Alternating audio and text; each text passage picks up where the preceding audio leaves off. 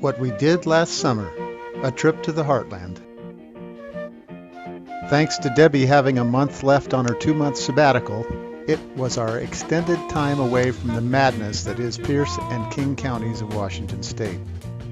Months in the planning, this time we'd vowed to visit at least a couple of sites and landmarks that we'd missed the last time around. The Badlands of South Dakota, Southeast Minnesota for a guided fly fishing experience, LeClaire, Iowa, the home of History Channel's show American Pickers, Promontory Point, where the last ceremonial spike was driven to commemorate the completion of the Transcontinental Railroad.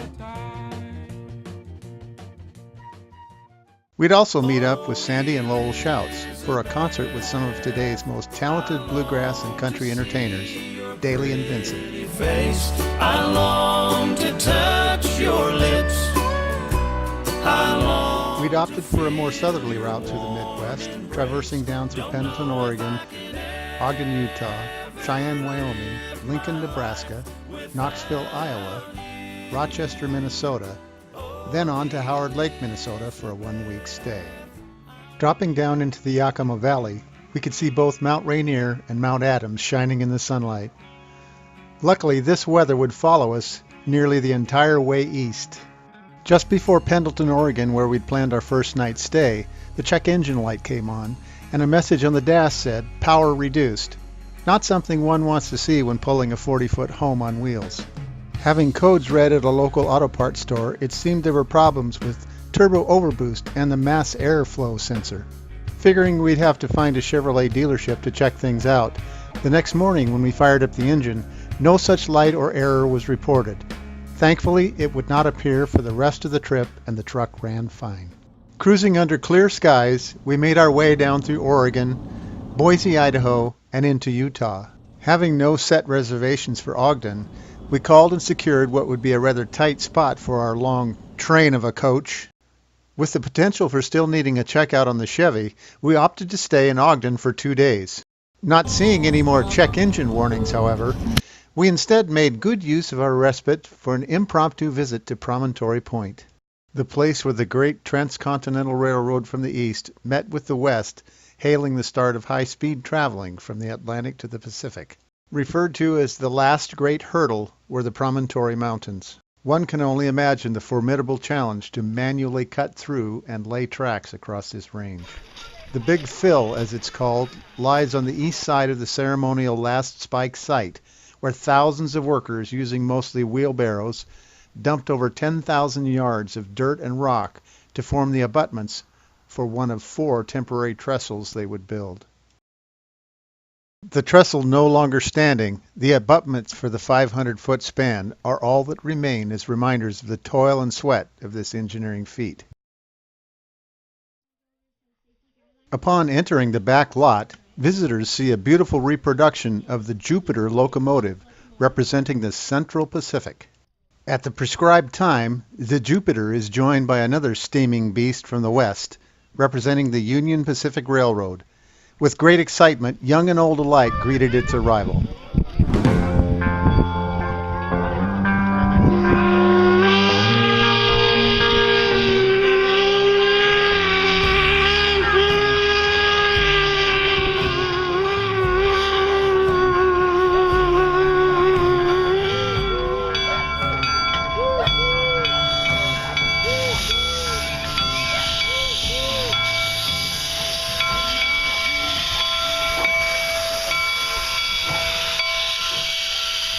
In a ceremony recreation, performers in period costumes draw onlookers back to that May 9, 1869 day.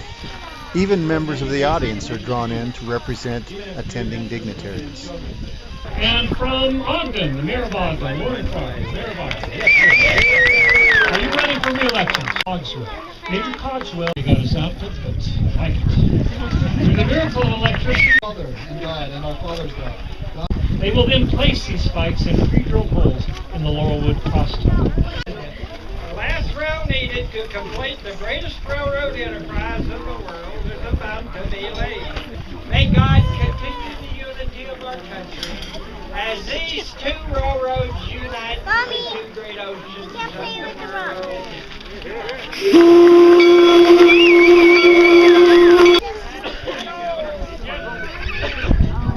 rock. With speeches completed, the ceremonial last spikes are placed in pre-drilled holes.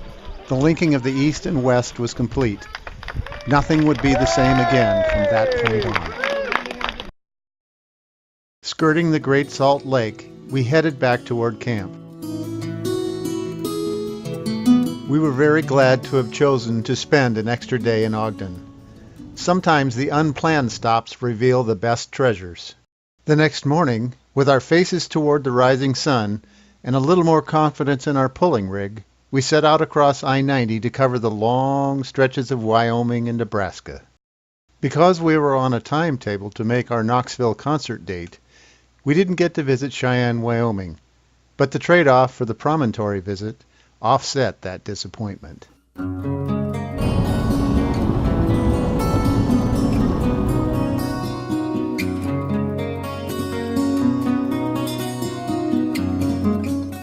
The miles ticked by as we marveled at the Utah rock formations.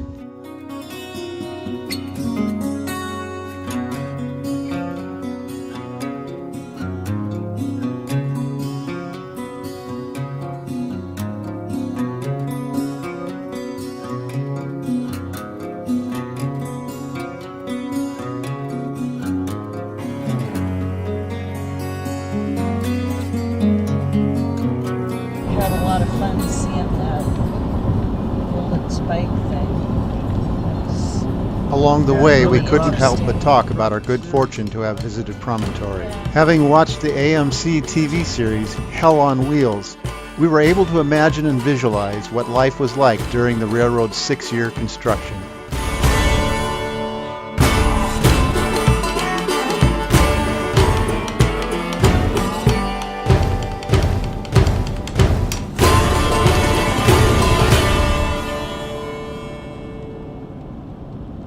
Unless one is enamored with flatlands and cornfields as far as the eye can see, traversing Nebraska is nowhere near as scenic as some parts of the U.S. Really? How convenient, tractors. Where? Oh, okay. Huh? Tractors? I'm in. And there they were, all in their glorious green. But on to business at hand. What? On the left. Oh, wow. Looks like someone had an old farmhouse here and opened up a an RV park.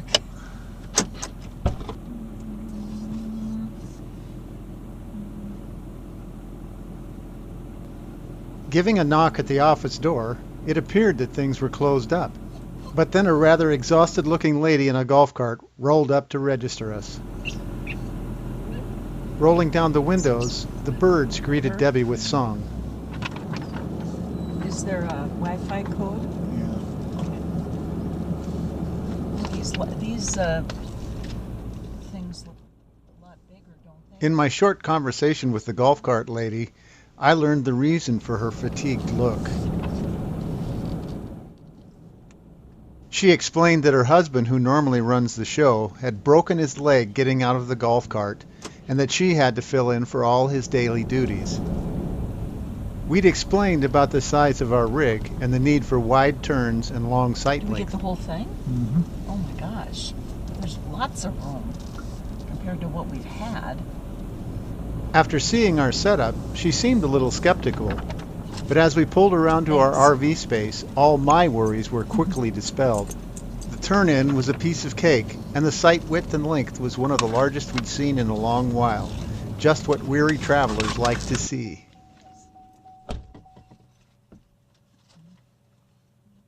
I had to go thank the woman.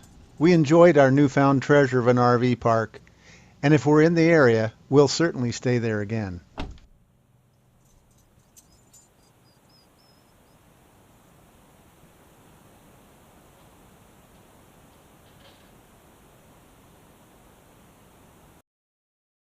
The next day's travel would finally get us through Nebraska, truly a flatlander's paradise. It was a section where we'd start out in the sunshine, experience a brief rainstorm, and then once again push through to blue skies. In Kearney, Nebraska, there's a huge archway over Interstate 80. The arch spans 310 feet over the freeway and houses a huge historic display of early pioneer westward expansion. Because of our Knoxville concert date, this was an attraction we'd have to bypass. Pushing on through Council Bluffs and Lincoln, Nebraska, we followed our GPS to Knoxville, Iowa, and a well-deserved 4-day stay in Marion County Park. The rolling hills of the 145-acre Marion County Park are quite lovely. Many older deciduous trees provide campers with great shade. Backing into our campsite required a little jockeying, but once in, we enjoyed the long, graveled space. A little setup work, and it was time to relax. Knoxville, Iowa is a rather sleepy little burg of about 7,300 people. Its centerpiece is debatable. Some might say it's the Grand Courthouse, a beautiful sandstone structure with a clock tower. At the base of the building lies a beautiful tribute to all branches of military service.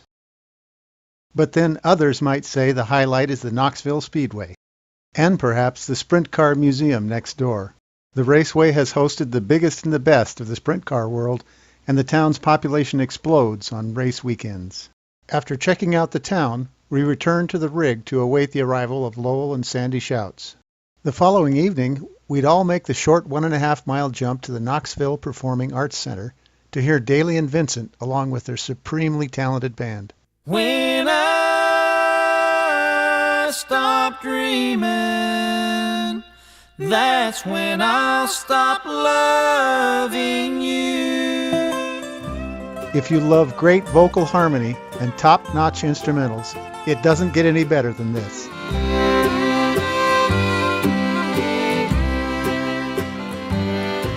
The worst I've ever...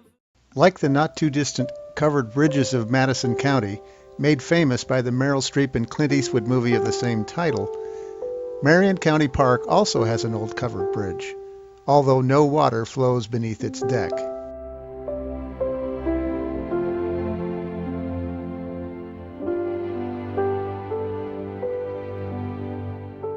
Several old buildings, some from the 1800s, were salvaged from other areas around the county and moved to Marion County Park.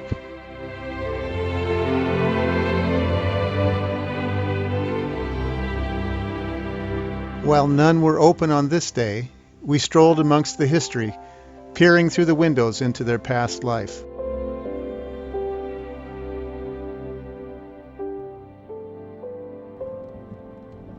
Saying goodbye to Knoxville, we made our way toward Rochester, Minnesota. I'd scheduled up a day to meet with a Southeast Minnesota fly fishing guide, but first we'd take a little side trip to the home of Buffalo Bill and current location for one of the 2 antique archaeology shops. Birthplace of Buffalo Bill, eh? LeClaire is a touristy little town located on a sharp bend in the Mississippi River. It was named after Antoine LeClaire. Leash up the dogs.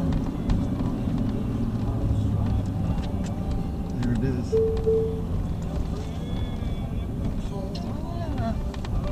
Where can we park though?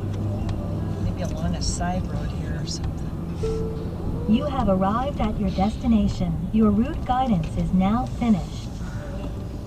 We made it to LeClaire. There's a winery in town and several great-looking eateries, although we didn't sample any of the fare this day.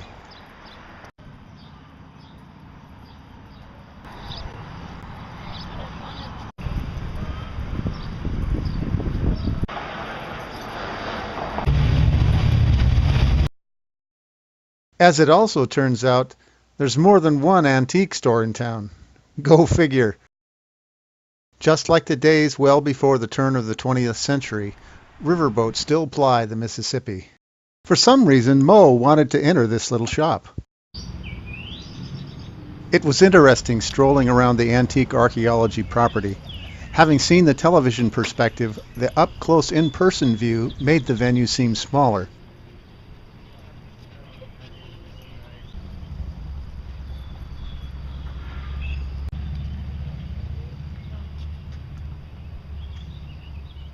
Once the shops opened, there was a flood of fans wanting to get their picker fix. Deb and I took turns minding the dogs and looking through the old and new shops. I recognized several not-for-sale items that were featured on the show, like this antique motorcycle that Mike and Frank dug out of the ground in a private backyard. There were gems like this bike from Mike's private collection and a myriad of items way too expensive for this picker fan. Lots of folks wanted a piece of pickin' memorabilia, and of course I was no exception and acquired a few myself.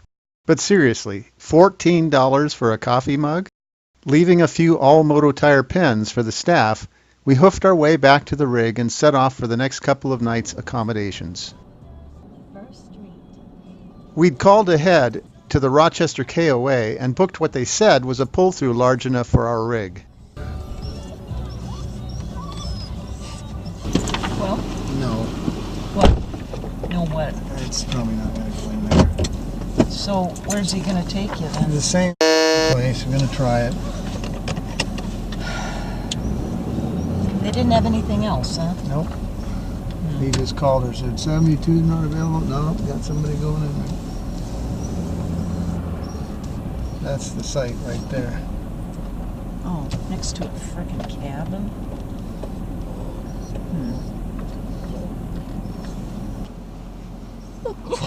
But I'm going to go around that way, right?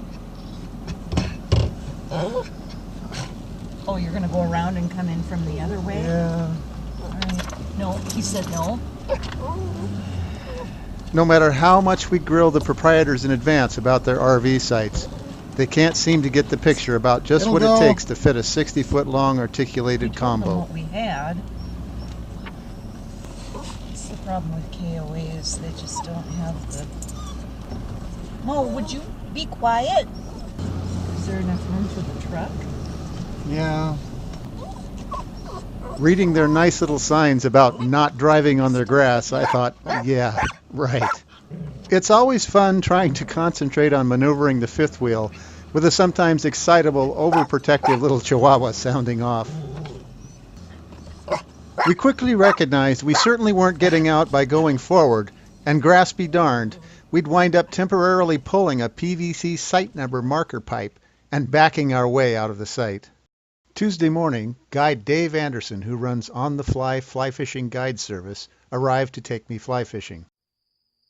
For our first stop, Dave drove us to his friend's private, unoccupied farm. The owner only allows a small number of guides to use his property, so the fishing pressure is lower than many neighboring trout streams. Thankfully, Dave was a very patient guide. With the high banks and 3 to 4 foot tall grass, he graciously untangled my leader from the weeds more times than I'd care to count. He even did the work of tying on different flies for different stretches of water. Yeah, baby. That's a nice fish.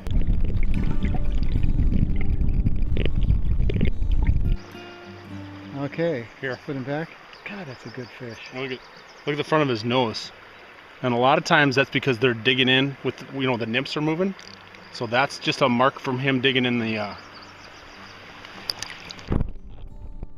I appreciated not only Dave's pleasant nature, but his overall stream and fishing knowledge as well. You are good. I lost count of how many gorgeous brown trout I landed that day, but suffice to say it was over 2 dozen. One couldn't have asked for a better weather day, a more inviting opportunity to wet a fly line, or a super fun catch and release outing. Following good weather northwest, we rolled up through the small towns of southeast Minnesota. Granada Sea Storm. We had planned to visit New Ulm, Minnesota, but once we arrived, we quickly determined that there wasn't adequate parking space. So, we observed from the cab and drove through. 90 miles southwest of the Twin Cities, New Ulm was the 1852 conception of German Frederick Beinhorn. Beinhorn and a group of German immigrants formed the Chicago Land Society, who selected the present site of New Ulm in 1854. Joining with members of the Turner Colonization Society of Cincinnati, the The groups merged, and in 1857 the town of New Ulm was incorporated.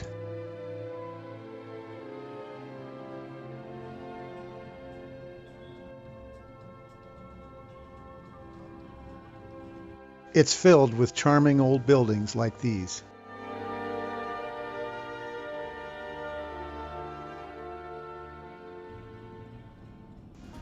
Continuing north, we were once again reminded that indeed this is farming country. At last we'd reached Howard Lake, Minnesota, where we'd park the house on wheels and be allowed to relax for several days. Where are we, Momo? Looks like it's a little ridged up here somewhere. The washboard going on. Go real slow. Turning onto the familiar gravel road, the surrounding fields were filled with sprouting corn stalks. Can't imagine an egg washing plant. Since our last visit, a huge new egg wash plant had also sprung up. In its attempt to attract more businesses and jobs to the area, local government offered up $1 land parcels. We hope for the shout's sake that covenants and restrictions on noise and smells levied on this particular operation hold true. You have arrived at your destination. The route guidance is now finished. I think we're probably good. You think? Thanks to Lowell's tree trimming and a nice wide area to maneuver, parking the big rig was easy. A short bit of setup and hooking up to the 50 amp service that they'd provided us a few years back, and we were set. We enjoyed relaxing on the screened-in back deck. A little time to watch RFD TV, walking the dogs, and I worked with our niece Tasneem, providing a little casting advice.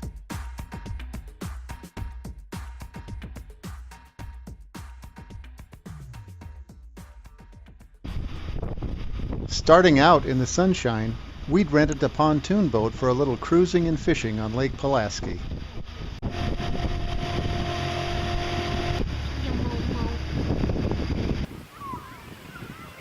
I tried a few casts in the lake the day before and noted that the weed beds weren't as prolific as in some of the other nearby waters. But the fish weren't taking Tasneem's artificial lures, and I only managed to entice a small panfish and a fingerling bass. Pulaski is surrounded by some beautiful homes. Yeah, it's only money. Looks like he's built on the back side of it yet. On the front side back in there.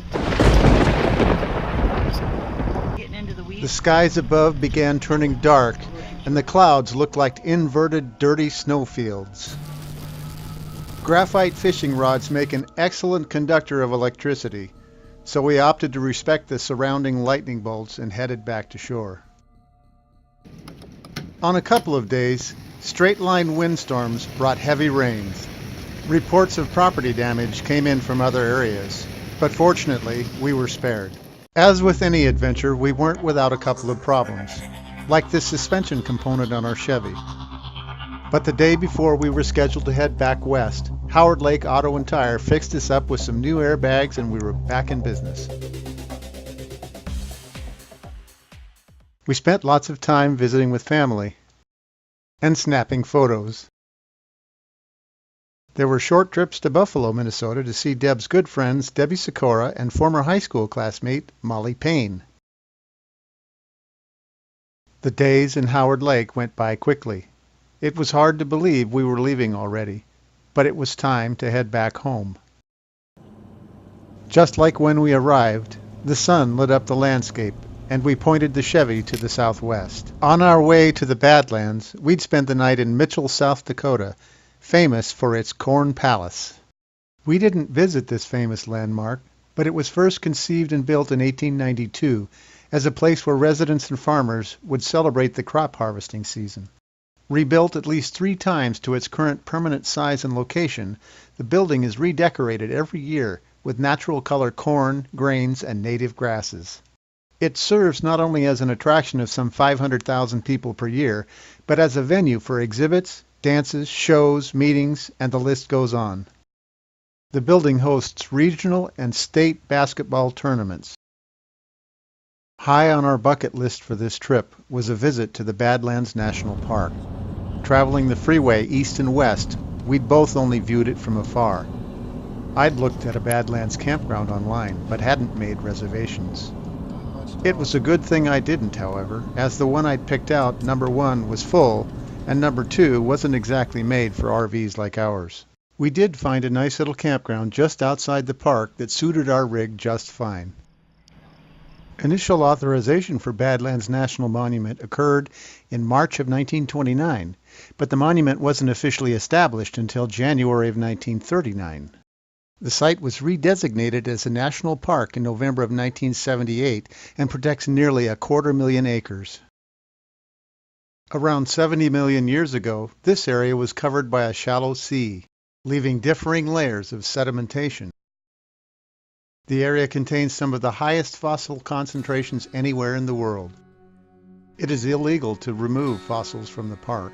Each year, the peaks of these fantastic formations shrinks about 1 inch, revealing more and more fossil evidence. In the 20th century, settlers came to these lands to claim the U.S. government's offer of 160 acres. In this arid, wind-swept environment, early pioneers couldn't support a family, and by 1916 that offer was increased to 640 acres. The Dust Bowl of the 30s and giant waves of grasshopper invasions caused most to move away. Only a few cattle ranchers and wheat farmers still inhabit the area. The park has long been sacred land to the Oglala Sioux and Lakota tribes, who now help manage park lands. The Park Visitor Center is a great place to learn about Badlands' ancient history. There are some excellent skeletal artifacts on display and lots of information about early settlers' lives in the Badlands. Early settlers often built sod homes like these. We took a drive through the park and wound up in the famous town of Wall, South Dakota. Before returning to camp and prepping for our journey westward, we saw prairie dogs in their vigilant stance, looking for the next oncoming danger.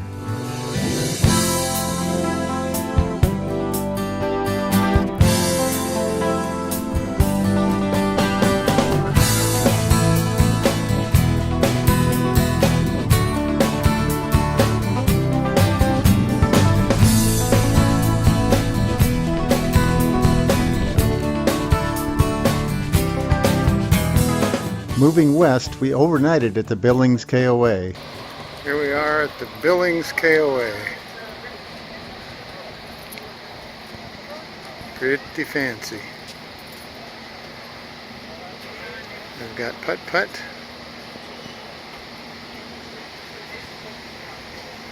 And Pistol Pete's barbecue. And then we were off to what's to become our new home, Kalispell, Montana.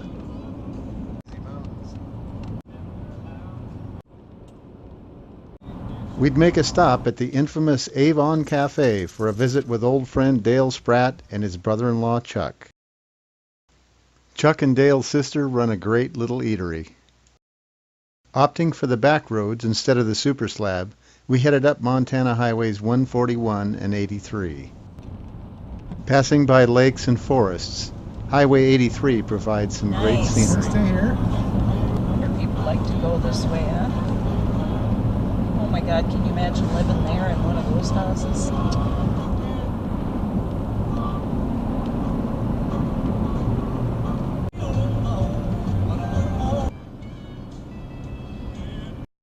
For this visit, we chose Glacier Pines RV Park, which is just a stone's throw from Kalispell town proper.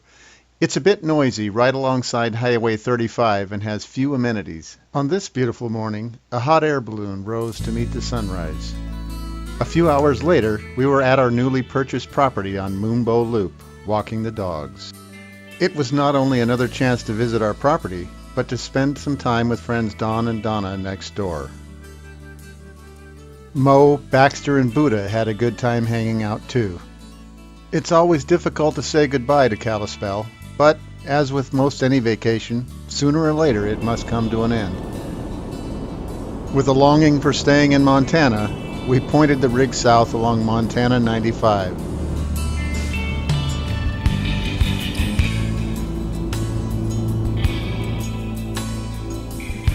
Around the south end of Flathead Lake, and Polson.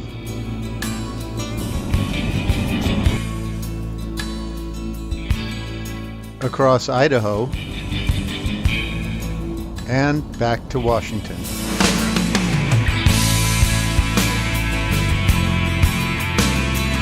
We knew we were back in western Washington when we hit I-90 and Washington 18 gridlock traffic. It's generally never fun attempting to merge from Interstate 90 onto Washington 18. Nor is it any better on Washington 167. Ah, the traffic. We sure missed it. But we keep dreaming and planning.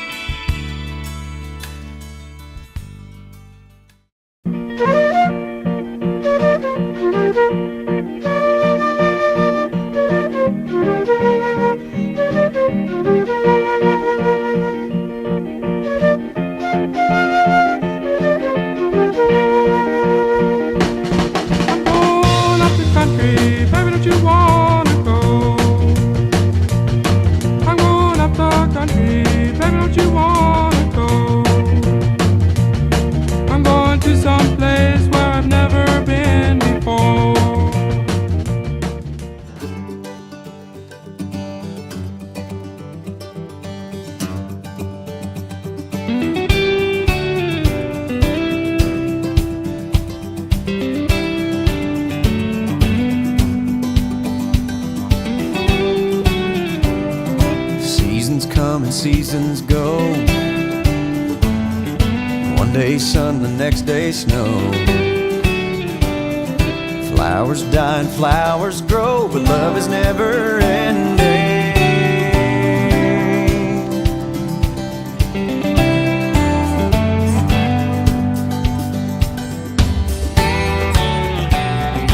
You can't kill it with goodbye. Always finds a place to hide inside your heart for your whole life. Love is never ending. When the lights have all gone down, it'll still be hanging around. Even when you think it's lost, it can still be found. When every memory has been made and the pages start to fade, and every prayer you ever prayed is heaven bound. When you think the ride is over, you're back at the